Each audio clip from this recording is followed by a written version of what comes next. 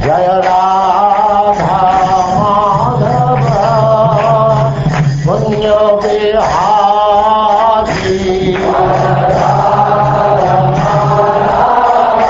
And now chapter 50. Krishna establishes the city of Dvaraka.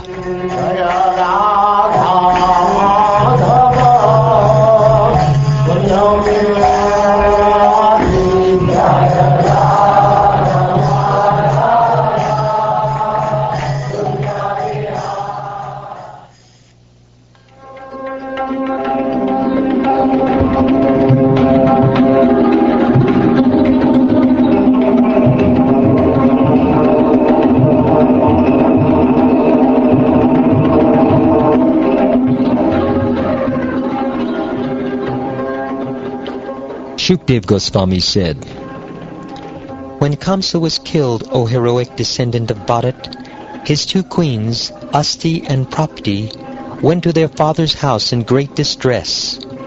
The sorrowful queens told their father, King Jarasandha of Magadha, all about how they had become widows. Hearing this odious news, O king, Jarasandha was filled with sorrow and anger, and he began the greatest possible endeavor to rid the earth of the Yadavas.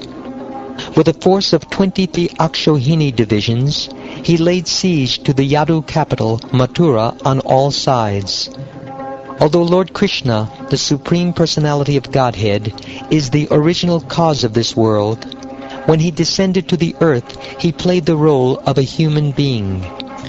Thus, when he saw Jarasandha's assembled army surrounding his city like a great ocean overflowing its shores, and when he saw how this army was striking fear into his subjects, the Lord considered what his suitable response should be according to the time, place, and specific purpose of his current incarnation. The Supreme Lord thought, "Since it is such a burden on the earth, I will destroy Jarasandha's army, consisting of Akshohinis, of foot soldiers, horses, chariots, and elephants, which the king of Magadha has assembled from all subservient kings and brought together here. But Jarasandha himself should not be killed, since in the future he will certainly assemble another army. This is the purpose of my present incarnation, to relieve the earth of its burden, protect the pious, and kill the impious.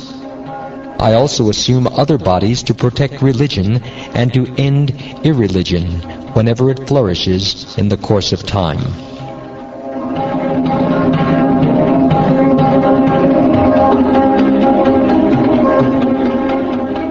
As Lord Govinda was thinking in this way, two chariots as effulgent as the sun suddenly descended from the sky. They were complete with drivers and equipment.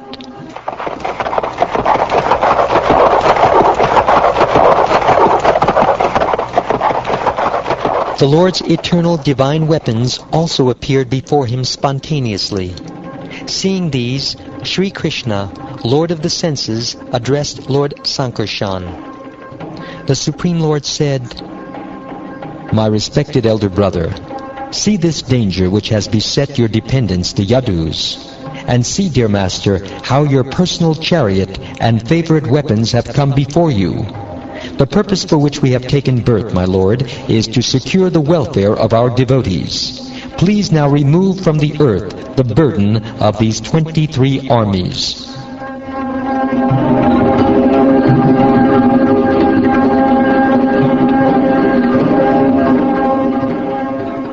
After Lord Krishna had thus invited his brother, the two Dashadas, Krishna and Balaram, wearing armor and displaying their resplendent weapons, drove out of the city in their chariots. Only a very small contingent of soldiers accompanied them. As Lord Krishna came out of the city with Dvaraka at the reins of his chariot, he blew his conch shell, and the enemy soldiers' hearts began to tremble with fear.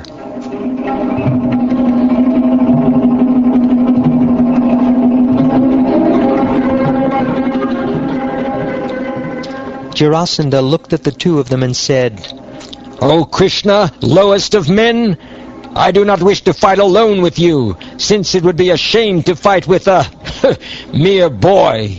You fool who keep yourself hidden! O murderer of your relatives, go away! I will not fight with you! You, Ram, should gather your courage and fight with me, if you think you can do it. You may either give up your body when it is cut into pieces by my arrows, and thus attain to heaven, or else kill me. Real heroes do not simply boast, but rather show their prowess in action. We cannot take seriously the words of one who is full of anxiety and who wants to die.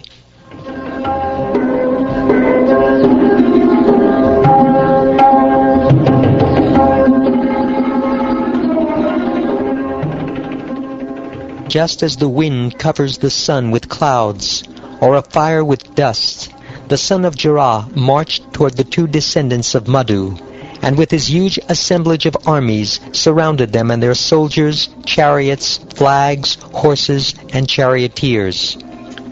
The women stood in the watchtowers, palaces, and high gates of the city.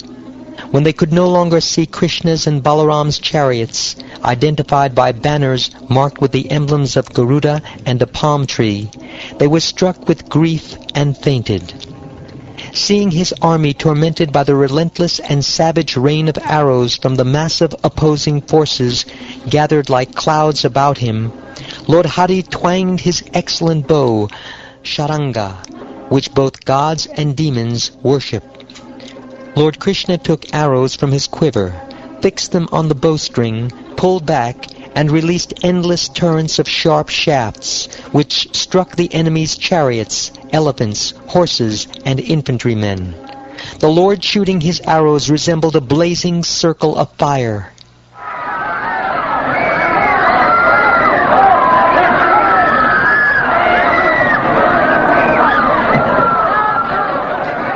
Elephants fell to the ground, their foreheads split open, cavalry horses fell with severed necks, chariots fell with their horses, flags, drivers, and masters all shattered, and foot soldiers collapsed with severed arms, thighs, and shoulders.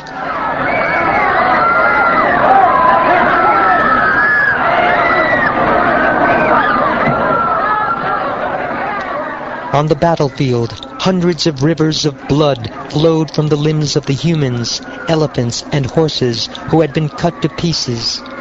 In these rivers, arms resembled snakes, human heads, turtles, dead elephants, islands, and dead horses, crocodiles. Hands and thighs appeared like fish, human hair like water weeds, bows like waves, and various weapons like clumps of bushes. The rivers of blood teemed with all of these.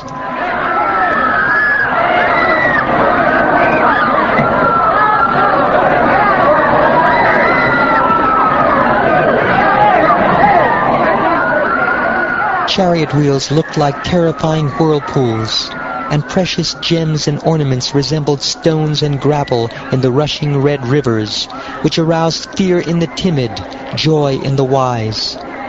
With the blows of his plough weapon, the immeasurably powerful Lord Balaram destroyed Magadhendra's military force. And though this force was as unfathomable and fearsome as an impassable ocean, for the two sons of Vasudeva, the lords of the universe, the battle was hardly more than play. For him who orchestrates the creation, maintenance, and destruction of the three worlds, and who possesses unlimited spiritual qualities, it is hardly amazing that he subdues an opposing party. Still, when the Lord does so, imitating human behavior, sages glorify his acts. Jarasandha, with his chariot lost and all his soldiers dead, was left with only his breath. At that point, Lord Balaram forcibly seized the powerful warrior, just as one lion takes hold of another. With the divine noose of Varuna and other mortal ropes, Balaram began tying up Jarasandha, who had killed so many foes. But Lord Govinda still had a purpose to fulfill through Jarasandha, and thus he asked Balaram to stop. Jarasandha, whom fighters had highly honored, was ashamed after being released by the two lords of the universe, and thus he decided to undergo penances. On the road, however, several kings convinced him with both spiritual wisdom and mundane arguments that he should give up the idea of self-abnegation. They told him, "Your defeat by the Yadus was simply the unavoidable reaction of your past karma." All of his armies having been killed, and himself neglected by the personality of Godhead, King Jarasandha, son of Brihadrata, then sadly returned to the kingdom of the Magadhas. Lord Mukunda had crossed the ocean of his enemy's armies with his own military force completely intact. He received congratulations from the denizens of heaven, who showered him with flowers. The people of Mathura, relieved of their feverish anxiety and filled with joy, came out to meet him as professional bards, heralds, and panegyrists sang in praise of his victory.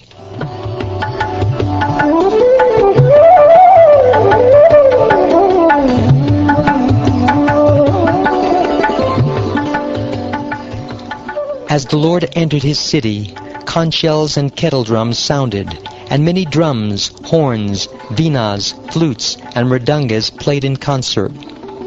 The boulevards were sprinkled with water. There were banners everywhere, and the gateways were decorated for the celebration. The citizens were elated, and the city resounded with the chanting of Vedic hymns.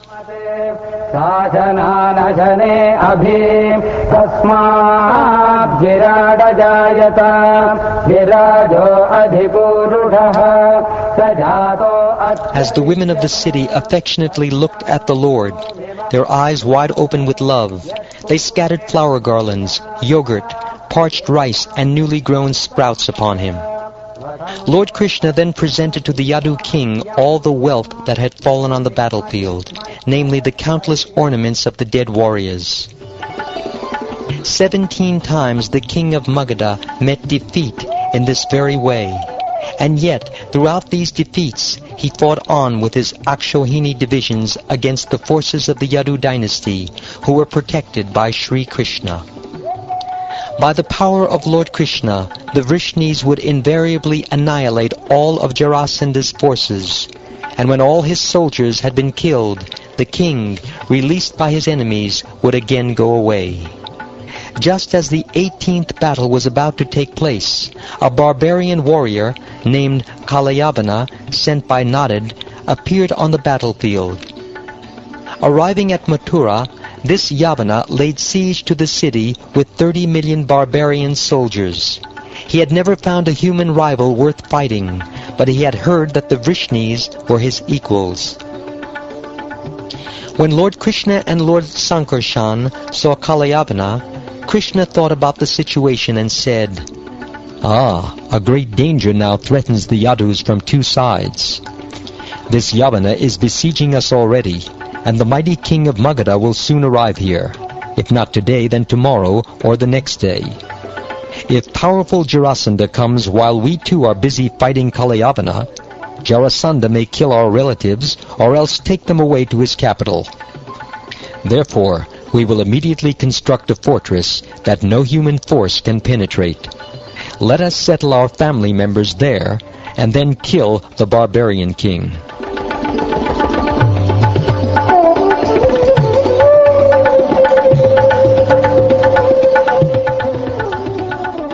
After thus discussing the matter with Balaram, the Supreme Personality of Godhead had a fortress 12 yojanas in circumference built within the sea. Inside that fort, he had a city built containing all kinds of wonderful things. In the construction of that city could be seen the full scientific knowledge and architectural skill of Vishvakarma. There were wide avenues, commercial roads, and courtyards laid out on ample plots of land. There were splendid parks, and also gardens stocked with trees and creepers from the heavenly planets. The gateway towers were topped with golden turrets touching the sky, and their upper levels were fashioned of crystal quartz. The gold-covered houses were adorned in front with golden pots, and on top with jeweled roofs, and their floors were inlaid with precious emeralds. Besides the houses stood treasury buildings, warehouses, and stables for fine horses, all built of silver and brass.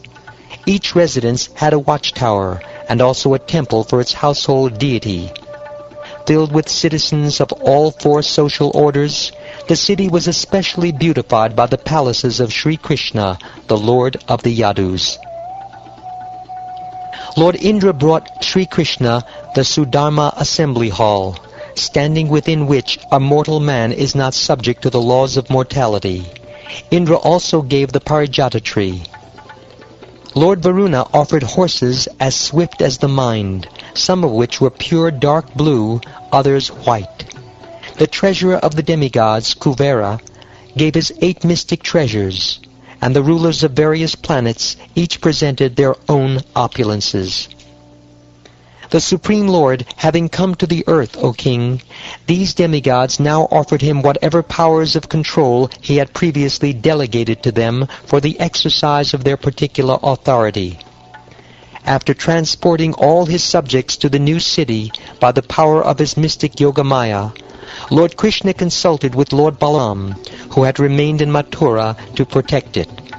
Then, wearing a garland of lotuses, but bearing no weapons, Lord Krishna went out of Mathura by its main gate.